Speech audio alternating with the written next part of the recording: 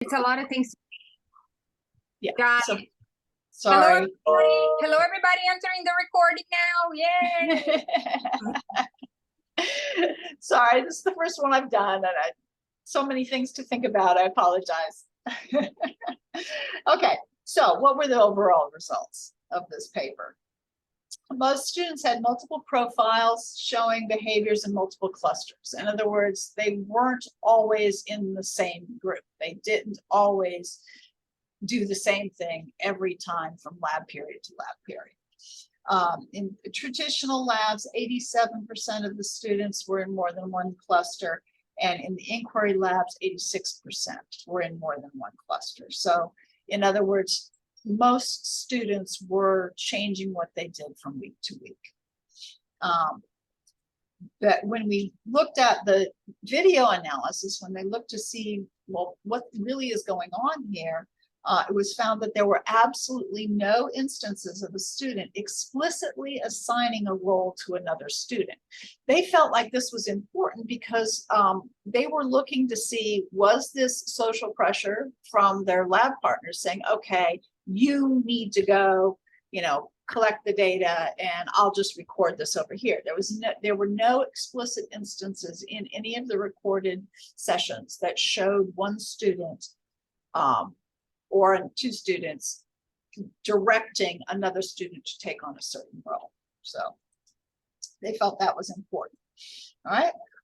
In all the traditional lab, almost half of all lab groups have their members in the same cluster. Again, this makes sense if you think about the design of the traditional lab. They were all filling out a worksheet that they had to turn in. They all had to turn this in. So it makes sense that most of them were in the paper group.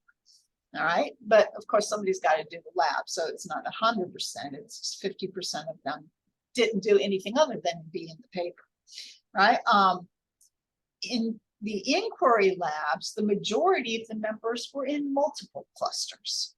In other words, they took on far more roles. And that was one of their main findings, is that in the inquiry labs, the students were taking on more of the roles needed to complete the lab. All right.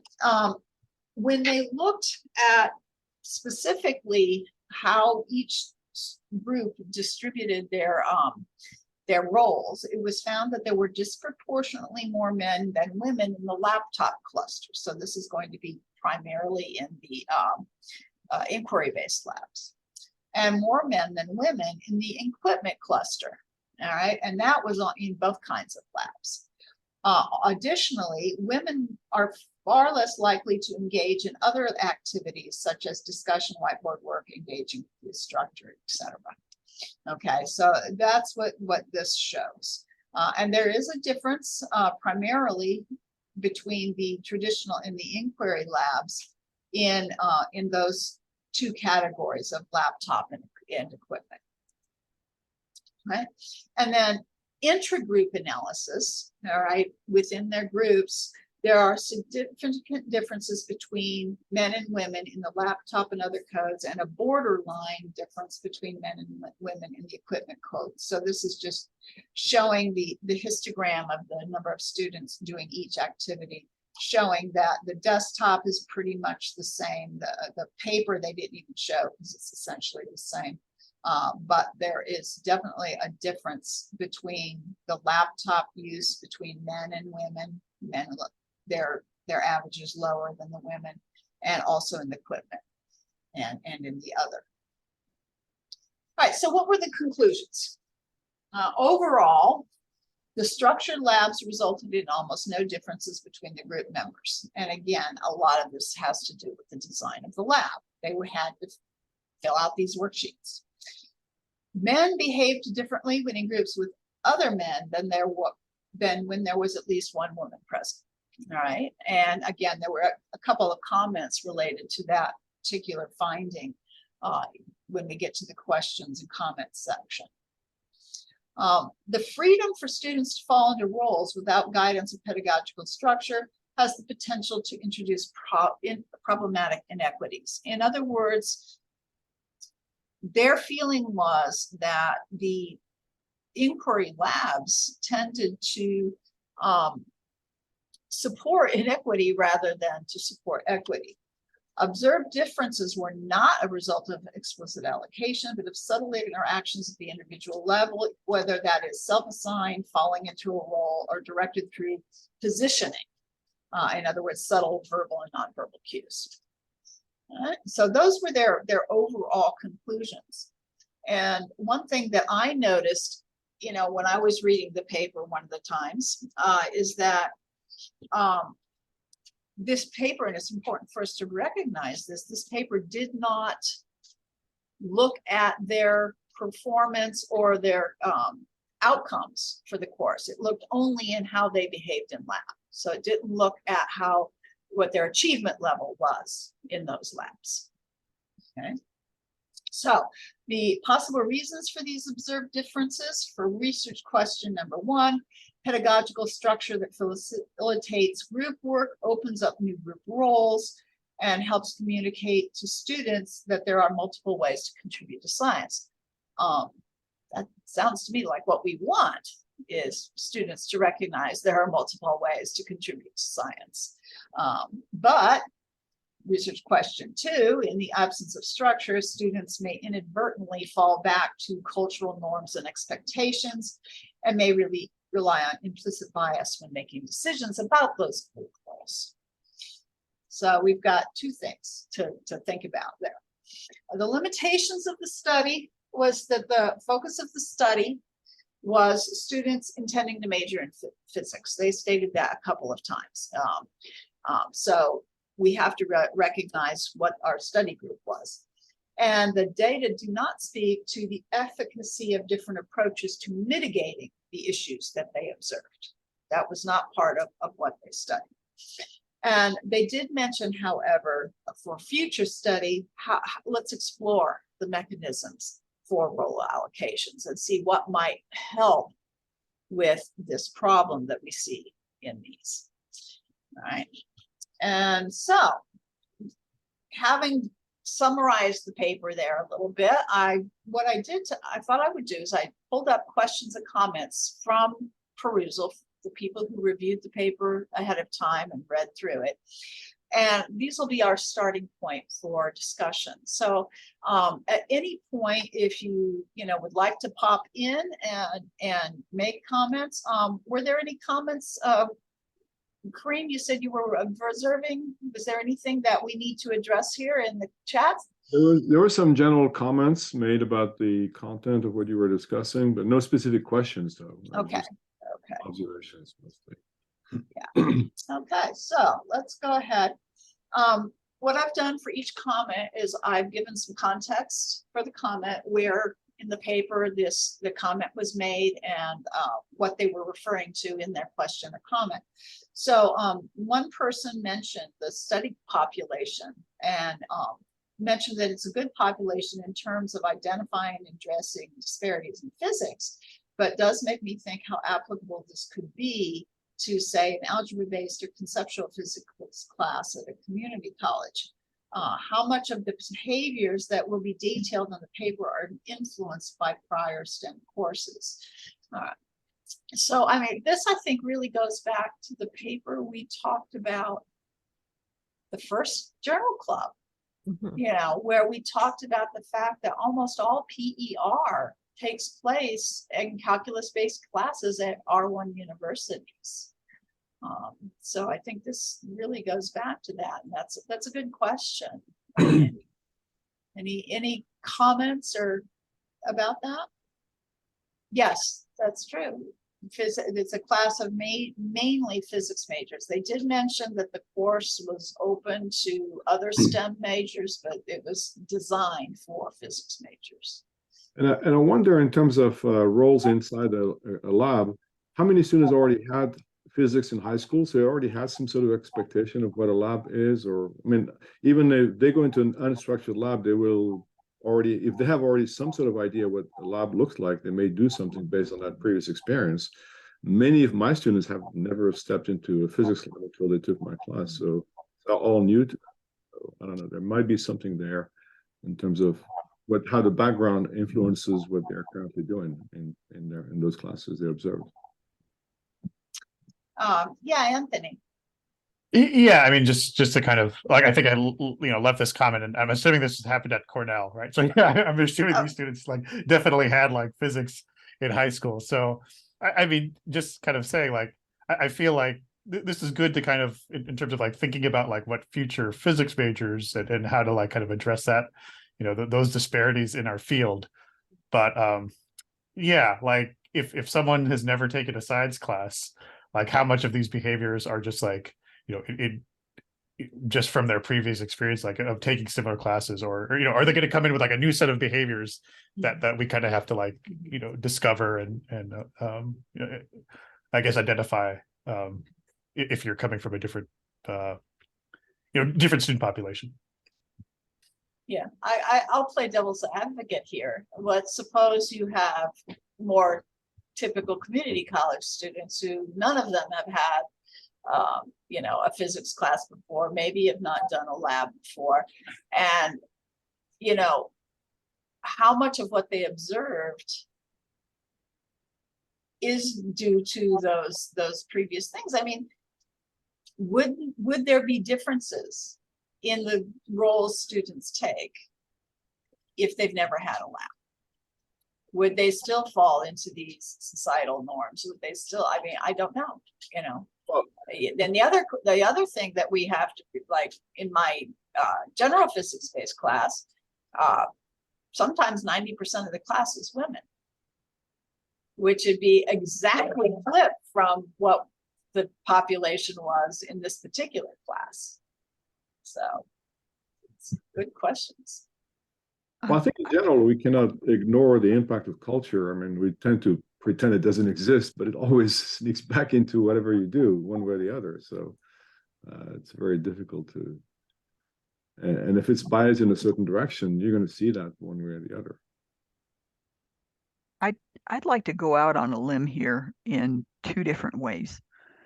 One is to offer that I suspect that in the engineering physics courses, you can equate the engineering students and physics major students. They're going to have the same basic background and for the same basic reason. 20% of only 20% of your physics degree graduates are women. In the engineering, it's closer to 11. In some engineering specialties, 9% are women. So I'm going to just take a guess here that we're going to have the same problems in the engineering physics courses in the two-year college, whether they're physics majors or not. As far as the non-physics courses, the non-major courses, non-engineering, they have to take a lab to get through, and it was either us or chemistry, those folks.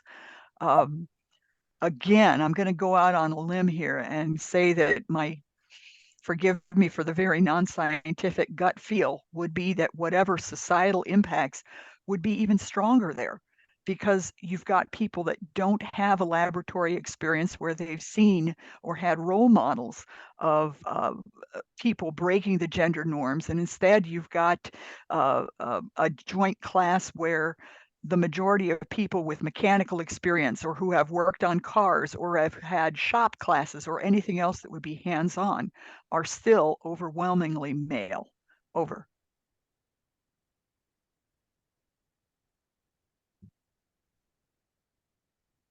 Okay, that's all really great comments. And I would be really curious to see, in a class that is majority women, like many of my classes were, what would the dynamics and the roles taken would be in those cases. It would be interesting. I seem to remember a study oh gosh, it's going to be a long time now, show my age, where they looked at labs at a school that was all female, and looked at their performance and how they fell into roles and things. So I don't remember the details, but it'd be interesting to see something like that. Let's move on to the second question here. there was a statement that traditional labs had students each submit their work, while inquiry labs had each group submit one electronic report. And the question was, how would these roles be impacted if each individual had to submit a notebook?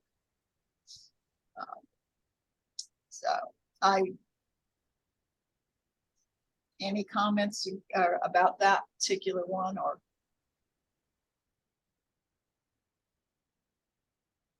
Yeah, I mean, one of their conjectures, it seemed to me, was that the women were on their laptops because they were being secretary or doing the analysis or like trying to get things done as a product to submit.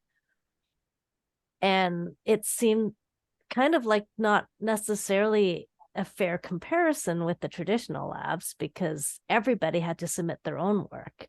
And so it wasn't clear to me what, just because someone is using the laptop, the implication of the whole paper, right, was that the women were using the laptops more than the men and therefore being more secretarial, but they could have also been doing a lot more of the analysis, whereas the men were using the equipment more, right? And that, I would say is a problem if they're not letting women use the equipment or have that experience, but at the same time, they aren't necessarily collating any of that data. So it's just really hard to That's a good parse. point, because we don't know what they were doing on the computers, on the laptops. Were they simply typing in results, or were they, using the spreadsheets and, doing all that analysis? We don't know. They do not indicate that at all. So that's a good point. Or how would it change if, have the traditional lab, but have a similar kind of a thing where all students had to turn in a group lab, rather? Would they see the same breaking down of information? I don't know. That's a little bit the structure I use, and I didn't do an analysis, but my casual observation, I think most of the women tend to be the ones doing the work on the computer when they have to submit something for the group. And yes, a lot of it is the analysis part of it.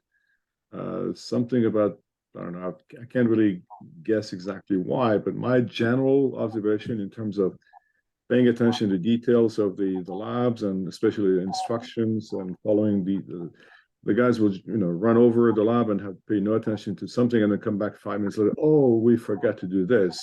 Whereas the women are really much more systematic about doing things in order and getting it done on time. Whereas the guys at the end of the lab, oh, we forgot to measure the mass of this or that at the beginning of the lab, which was written in the instruction. But so yeah, and in groups where had sometimes groups where it's all women, then those run really smoothly. And then when it's a mix, usually a minority women, because of the nature of the courses, they tend to take the computer role more often than not. Yeah. I'm actually reminded of this comment here, the second one, in relation to our discussion. Do we interpret the findings as men play with stuff and women think about stuff? I thought that was really kind of where our discussion is going here. Wow. Well, I think there's some of it. I mean, I don't think it's wrong. I don't think you can generalize that, but I think there's some truth in it. Guys will probably do something they were not supposed to do anyway with the equipment, try to do, and then come back later. So, oh, okay, well, we have to go back to the lab now. I also, especially when we were talking about the differences between people that were doing, especially if you had to do a notebook and not do a notebook, and how people are submitting things via the computer or what they're doing on the computer. It reminded me, in terms of my labs, often people are doing different things on the computer, and they may even, a lot of times my group, there's enough to do that they will like explicitly divide up the work on the computer. And that is just another layer on top of all of this, of like, how are they dividing, the lab report up, as well as like everything that they're doing in class, which, if there's somebody who is able to do their portion of the lab report while everybody else is doing the lab, that's also kind of inequitable, kind of in a different way than you might guess originally. Oh, you got Tim, you got muted for some reason. Oh, sorry, was Yeah, something no, happened. I was done. Yeah.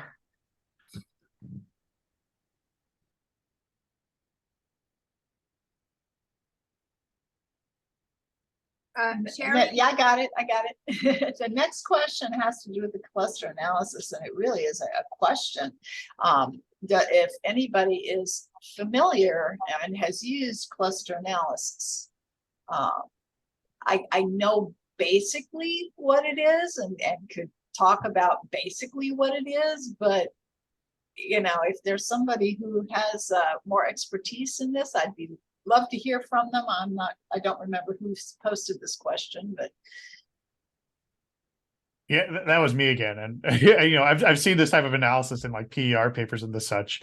And yeah, as you can kind of see, like I maybe was paying like half attention when reading the papers and sort of got the gist of the analysis, but maybe it was sort of described in a bit more detail and just you know, thinking just about that, like the multi-dimensional aspect of it would be like, I guess, you know, useful for me, I guess, to kind of help better understand the yeah, now the methodology. Yeah, I probably understand it about as much as you did. We did cover it in one of my research classes, but it wasn't a big thing. As I understand it, you start by defining the clusters based on your raw data. All right, and then you create weighted averages, basically. You know, there's this many people in this cluster and this many people in this cluster, and create a weighted average. And then you have to validate that the groupings or clusters that you have chosen are appropriate. And this is usually used like, you know, if you do that weird star chart that I saw that had all the, you know, paths going every which way. If you do that for data that's Gaussian, you get basically a circle. Where if you do it for a cluster, you get the kinds of things that we saw. And then you validate the clusters. That part, I'm not 100% sure of how that part works. But again, it's in simplest terms, it's a weighted average. And you define the groups based on your raw data. But you know, beyond that, I just kind of went, okay, they know what they're doing. I'm just gonna say what they talk about, what they look at, and what they felt. So yeah, we definitely take some more analysis. You are not alone on the sort of magic and skepticism or of what happened there. I have a computational astrophysicist husband, and I asked him, so do you use this a lot and all? And his advice, he upfront said, you can fit anything you want. If you want to find more clusters, you will find. But upfront, if you have an idea of what is your initial target before you even run anything, and then try to find and validate it later, etc., so that you're not creating more extraordinary things. And so you have to have a target at the beginning. Their procedures was very correct in that they had the divisions already before even the searching for the actual cluster. So they knew the 5 clusters and then later validated those were the 5 indeed. But that procedure is right. But indeed, this is something we just have to trust that they're doing the right thing. If we didn't try all the different parameters to understand how loose is this, how powerful is this. And I think that's the key, you know, is just to understand that they defined their clusters ahead of time, you know, as you said, Glenda, and then they validated to make sure that what they chose was correct. In other words, the whole idea is if you validate it and you show that at least 50% of the variance in data is defined by those clusters, then you've probably got the right number of clusters. And theirs was, what did they say, 70%? So that's actually pretty high for cluster analysis. That's actually pretty high validation. So I guess, we have to leave it at that. Oh, just really quick, just like a follow-up question. Like, so what their data came from? What, like something like 100 some odd students, right? Like Right, making like observation. They were Like- 143 students, but 522 specific profiles of those students. Okay. So each student had multiple profiles corresponding to the way that they behaved in a certain lab period, Based on like the 5-minute intervals of like based them on coding. the five different clusters. Yes. Okay. So like, I guess my question is like, how realistic would it be to like do some kind of like replication at a 2-year college, considering like our our student populations?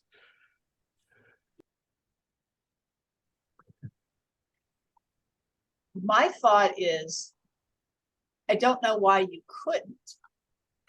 I mean, because their clusters that they chose are pretty general. It's things all students do in lab, and I don't know why not. Any other comments? That's just my gut feeling. I mean, I'm not answering the question directly, but something that surprised me when I was reading the paper is a comment they made about when they had the students all taking the same lecture and then going to different groups of labs, and they said something like the students didn't know what the other labs were doing. To me, it's impossible to happen in my college because they talk to each other, they will know, and then they'll run to you and say, how fair is that? How come they're getting this and I'm not getting that, or whatever? I mean, one way or the other. So it seems a little surprising when I read that. And something else, Anthony, also, one of the, at the end, in the conclusions of this paper, they mention a few other articles that then have the some more pedagogical structure that could, improve the issues in an unstructured lab. And one of these papers exactly mentioned, okay, we're going to get our group to write one full lab report, one lab report, or fill in one sheet of paper, but this group needs to be very well organized. There needs to be a strong student that can be there needs to be more structure in how you're going to create those groups. Cannot be random like that. And this was for a study that involved the community college group, and so I think for us, if we just randomly selected our students, they would be more uneven, a lot more uneven in groups, and then getting only one sheet of paper per group sometimes, it would be quite unfair for some of them. Well, there's a couple of ways you can look at that. One way to look at that is that by having everybody turn in an individual report, you're focusing on what that particular student is doing, that particular student's strengths and weaknesses, et cetera, et cetera. But the other way to look at it is the purpose of an inquiry lab is to teach students not just science, but the process of science. How is science done? Science is not done by somebody telling you the answer and then you go out and prove it in your lab to say, yes, okay, that person knew what they were talking about. It's to learn how science is discovered, how ideas are discovered, how explanations are put together. And as part of the process of science, papers are typically done as a group. Research is done as a group with defined roles, and everybody is contributing to it. So there's also the argument that the group lab report more accurately reflects what is done in science. So, just throwing that out there. I don't know what the actual answer is, but I do remember, yeah, there you go. I do remember multiple papers about forming group roles, and some of them are very, very precise. You must have a recorder, you must have a researcher, you must have specific stuff. And others, it's just like make sure there's a strong, a weak, and a middle in every group, or never put a minority alone in a group, or never put a woman alone in. I mean, there's So that's actually one of the next questions. You know, how do we address the problem of inequity in our labs?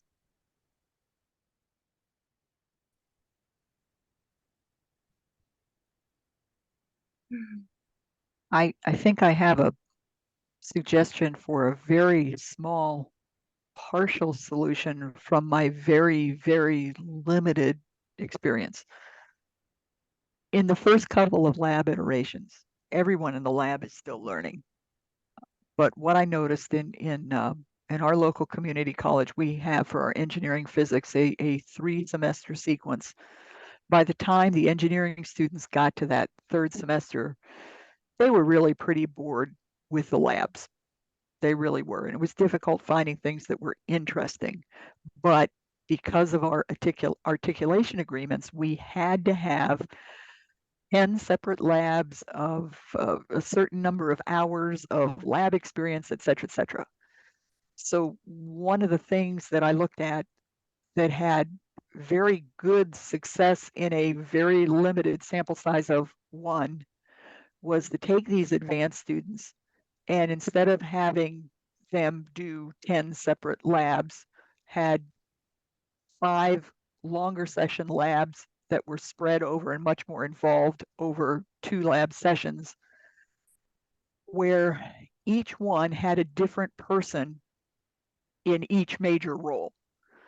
And that gave everybody the opportunity. One person would be a leader for the experimental setup, and you'd usually have a team of at least 2 working on the experimental setup. You'd have one person responsible for the write-up. So these roles rotated, and it gave everyone experience in all of the major components. I think everybody here is familiar with the AAPT recommendations for the undergraduate laboratory curriculum, the goals of the laboratory curriculum. And that allowed us to really emphasize those skills. Anyway, like I said, it worked on a very limited sample size of 1. Take or leave that for whatever you may. Over. Did they still have to do individual lab reports, or you did group lab reports, or I don't know, or us? In this case, the goal was to do 5 group lab reports, 1 group laboratory report for each lab, but each individual person. So you had 5 people in a group, and each one was responsible for 1 of those lab reports. Great idea. It useful for us in our scenario. How have others, I'm curious, how have others handled the group work and roles and everybody getting experience with different aspects of the lab?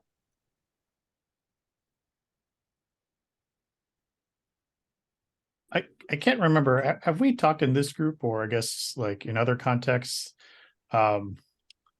the like the letters from home idea labs that I think like Brian Lane and others have kind of implemented? Oh, what is that? Yeah, tell it. I know what you're talking about, Anthony, Sure. but go ahead and explain to everybody, because I don't remember where it was now, but please. I think he wrote it up in a TPT. But basically the idea is like, as opposed to kind of like the formal lab reports that I think he probably just like hated grading. Like the idea is that your lab assignment was more, I guess the prompt was like, write a letter to like a non-science person, like a real non-science person, like in your community, like a family member or a friend or whoever. And basically you package your lab experiments as kind of like a letter, where you kind of have to like explain what you did, right? Like talk a little bit about the science, right? Just so that this person who is connected to you in some way, but isn't, part of the class, has a sense of like the science that you're doing, in the lab. And I guess the reason I'm bringing it up is that, and I think the idea is like, the student would send it to them, and then I forget if like then like if you get a response from the person like asking questions or some feedback, they might include the instructor, and you know you get some bonus points for that. But that's a side issue. But I guess the idea is like, you know, in that kind of context, you maybe get like a little bit of like authentic sense of like what the student like did, right? In because they're putting it into words and not like using like the jargon of a lab, right? Because they're directing it to someone who's not like in the class or has a science background.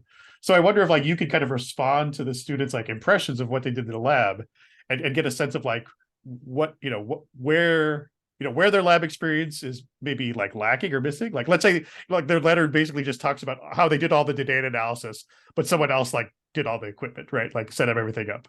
Presumably that might come through in a maybe more authentic way. And if they're writing a letter to someone, and you could sort of like respond to that and say like, hey, it sounds like you did a lot of data analysis, but like, you know, someone else set up the lab equipment, and that could be like an intervention that you might have, which is a bit easier for us, right? Because we have smaller groups than if you were like, you know, a lab instructor, you know, grading 300 of these things. So that's is kind of why I bring it up. I mean, it's something that I've been thinking about, like wanting to do for some time, but I guess, yeah, and thanks, Tony. But I mean, it seems like it would maybe allow you to kind of do different things with it, like including maybe addressing some of the things that Chris mentioned in her question. Sorry, that was really long-winded. Oh, that was great. That was great. And you know, there's one really intriguing aspect of that idea is the problem. I know I used to have a problem with this all the time. They'd write their lab reports and they'd write things in their lab reports that sounded scientific but said absolutely nothing because they were trying to sound scientific, and you got absolutely no sense of what they really understood when they were trying so hard to sound official. And if you were having them write it in natural language where they're explaining to grandma about their really cool lab they did, you know, you might get a better sense of what they really understood. That's a really neat idea. Personally, I love it. I was talking to some folks before the session started. I am no longer actively teaching at the two-year community college. I've moved to a government position where I have to hire and work with researchers who are our former students as they're placed in permanent full-time employment. This is the #1 issue we have with scientific and engineering personnel is that they can't write plain English, and you end up with brilliant people with great ideas who cannot communicate them to the managers and budget folks and the applications program managers who are going to implement the ideas. And as a result, many a good idea get lost. I think it's a wonderful idea, and it stresses a different skill that is equally valid and important in our discipline. So how could we leverage something like that into addressing the issues raised by the paper? In other words, making sure there's equitable participation in the labs.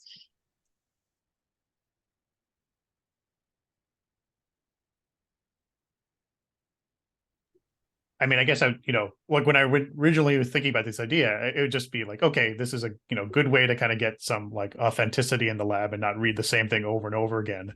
But like after reading this paper, I guess you could be really on the lookout for some of these these patterns that they found, right? Where just being cognizant of, okay, depending on who's writing the letter home, like making sure that there's elements of like the things that you're looking for, right? Like that someone isn't just like talking about the data analysis and it seems like clear, like they were never given the opportunity to like touch a piece of equipment, right? Yeah, just things to kind of maybe keep in mind that you I guess I probably wouldn't have maybe not thought about before reading this paper. So one of the things I encouraged in their lab notebooks was to document who's doing what and when, right? So it's just a log of what's going on. So like, these two are working on blah, blah, blah right now. Oh, they screwed up, blah, blah, blah, or whatever. Or we set things up, but so-and-so needed to reach this because they're taller. But just like make it a story, right? Like what's going on, who's doing what. It's important, not just well, I think it's an important aspect of note taking, right? Like going back to the written communication and writing in plain English. Like I don't want this to be some big formal thing where you're using all this jargon. Like just what are you thinking about this, and what are you doing, and how is it going? Like that, I think that's important. And also who's doing it, so that you can follow up with them later if you needed to. How successful have you been with that, Chris? I'm curious. In what sense? Are they able to keep that dialogue in their notes going and actually record that as it's happening? It takes a lot of work at the beginning to get them to do it. I actually had a number of activities around sort of this idea of note taking, and when I was doing a multiple semester course, the first semester it was only lab notebooks. There was nothing formal written to encourage that. And a lot of my comments at the beginning would be like, well, what's going on here? Who did that? I'm not clear on what your setup looked like. Can you take a picture? Yes, things like that. The reason I ask is because I did multiple semesters, actually several years of an honors course where I had them keep a more formal lab book, like you would do if you were doing research in grad school, you know, where you're recording all that minutia of what you're doing from day to day and the trouble you have, and oh my gosh, this didn't work, and here's what I'm going to try. And it was a struggle to get them to actually write those notes as they were going through the experiment, because they designed a lot of their own experiments, and it was really tough for them to do that. And I would find time and time again, you know, they get to the end of the lab, there's nothing on their page, and they're looking at each other's trying to find, okay, wait, do you have this information? I left it off, you know. So I was just curious how you managed that, because I had mixed success. Sometimes some were great at it and others were not so good. Yeah, well, like I was saying, the beginning few labs, it was definitely like me basically spending the whole lab period saying, did you write that down? Did you write that down? What's going on? How come your lab book is empty? You know, that kind of thing. But one of the activities we did to get them comfortable with the idea, I guess, is that they had some mini experiments at first, and they would write down what they're doing with handouts that talked about what the lab was about and what they were supposed to do. And then they would go to a new station and they would have to use the previous group's lab notes to recreate their experiment. And that generated a lot of, oh my goodness, it would be so helpful if you'd only included, you know, a diagram. If, like, I don't know how long you were doing or timing this for, or I don't know what you were measuring here. And that, I think, helped them create a list of what kinds of stuff they should be looking for. Yeah, exactly. Thanks, Glenda. So anyways, I really liked it, and I would never go back to formal lab reports. And part of this is my own bias, I guess, that no one ever writes a formal lab report as a working professional. You write all sorts of other documents, but a lab report where you say, this was the background and this is what we did, and here's the graph, and then we analyze blah, blah, blah, and here's some formal conclusions. Like, nobody writes like that. So anyways, I'll stop talking. I think, yeah, we've got just a few minutes here before we're done. You know, I'll give my personal reflection on all of this, and then open it up if anybody has any last comments. Yeah, my reasoning for choosing this paper to use today was that as a woman in science, I want to make sure that other women in science have the opportunities that I had, and also maybe not have some of the struggles that I had as the only woman in a graduate program in physics. You know, that some of what happened was subtle, some of it was not so subtle, and so, you know, I think my reasoning was, you know, here's an issue. You know, maybe this paper didn't frame it exactly right. We pointed out some of the difficulties, but with the paper and the procedure and all that, especially for community college students. But it spoke to me in that we all want more diversity in physics. It's good for physics. It's good for education. So that was my view, is like, at least somebody's looking at it. Thank you. and let's put this on the radar and think about these things. Anybody else have any last comments?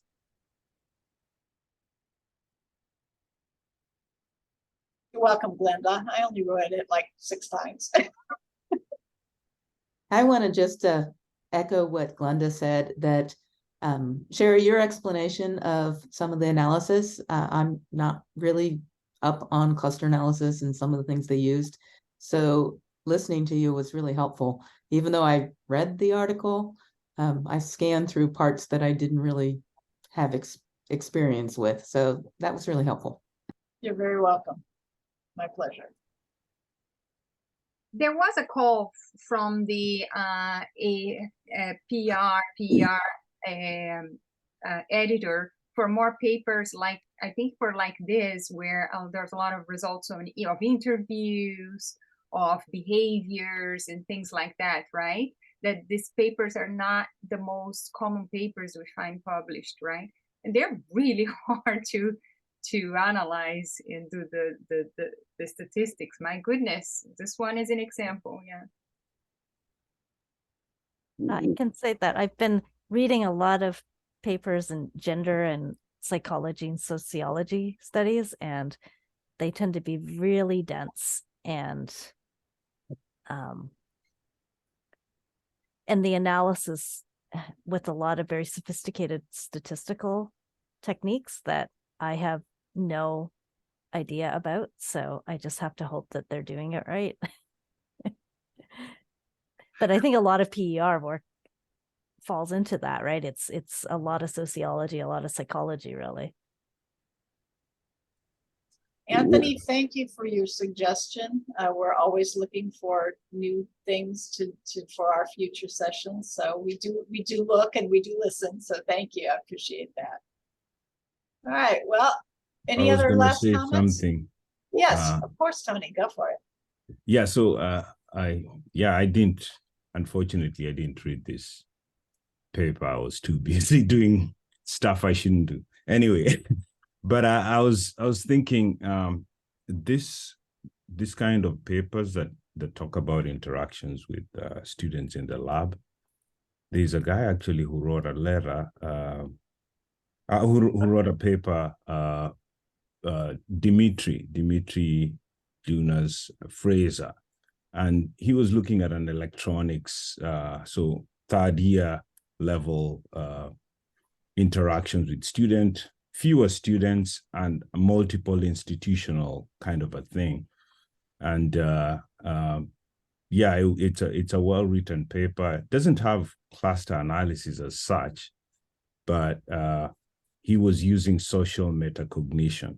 I know this because Dimitri was interested in working with 2-year college professors, and he had reached out to me, and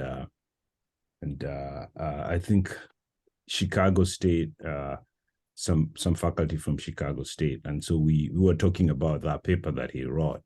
And so it was quite easily understood without the cluster analysis, but they were using a different approach, social metacognition. So it's one to consider. I wish I had put the link, but it's easy to find it. Yeah, But I did enjoy the discussion. Thank you. you're welcome. And you feel free to email one of us the paper once you find it. That would be great. All right. One quick thing I was going to say Yeah. is that what came out of reading the paper is maybe an idea for me is to pay a little more attention on, maybe have a little rubric for myself of casual observations of the interactions of my students in the classroom, even if I'm probably not going to do a detailed study like this, but at least build for myself, maybe using this as a template and say, okay, what kind of activity are there in paper, lab, things like that. And then, very casually while they're doing labs, just record that and see where it goes. I have no idea where it's going to go, but at least to pile up some data for future reference, maybe. Indeed. All right. Well, it is 4 o'clock, actually a little after. Wonderful discussion today. Thank you, everyone, for coming. I appreciate it. And please spread the word about optics and about the PER interest group. We have a bunch of activities scheduled for the spring. There will not be a PER group activity in January because of the AAPT meeting, but there will be early February, and we look forward to seeing everyone. Thank you so much for coming. All right. Thank you. Happy holidays. Bye. Happy New Year, You everyone. too. Bye-bye. Thank you for providing the opportunity. Have a good weekend, Bye. everyone.